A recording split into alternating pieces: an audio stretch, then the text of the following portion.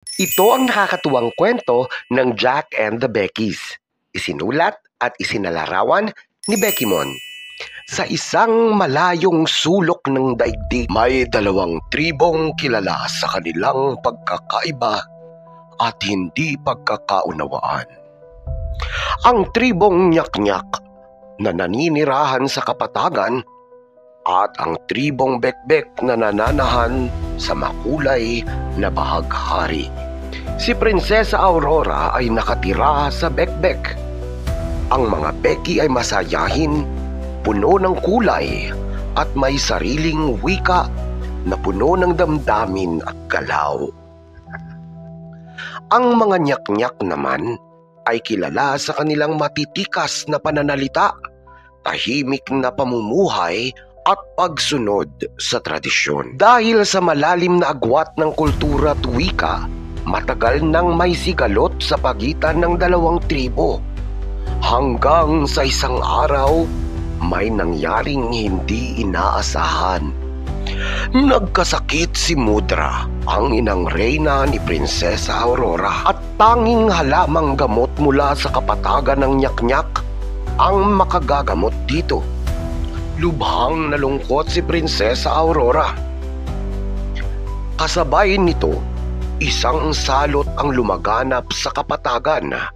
Nilamon ng dilim ang buong tribo ng Nyak-Nyak at ayon sa matatanda, ang liwanag ay maaari lamang maibalik sa tulong ng kapangyarihang taglay ng mga Bekbek.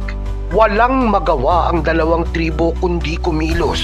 Ipinadala ng pinuno ng Nyak-Nyak si Jack, isang matapang ngunit seryosong mandirigma, upang umakyat sa bahaghari at makipag-usap sa reyna ng Bekbek. Ngunit dahil sa karamdaman ng inang reyna, si Prinsesa Aurora ang sumalubong sa kanya. Hindi sila nagkaintindihan. Ang galit ng mga ninuno at kasaysayan ay dama pa rin sa kanilang mga mata. Lalo pa silang nagtalo, nagsigawan at halos maglaban. Sa loob ng ilang araw, paulit-ulit nilang tinangkang maiparating ang kani-kanilang layunin.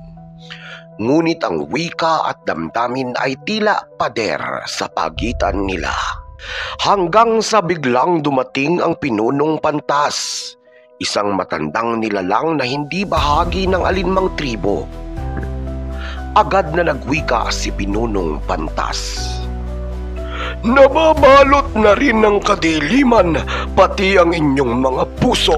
Ang kailangan ninyo ay hindi kapangyarihan, kundi pagkakaintindihan at pagtutulungan. Kailangan ninyo ang isa't isa. Natigilan ang dalawa sa unang pagkakataon. Tumahimik si Jack. Tumingin siya kay Aurora at doon niya napansing may lungkot at pagod sa mga mata nito. Hindi siya kaaway.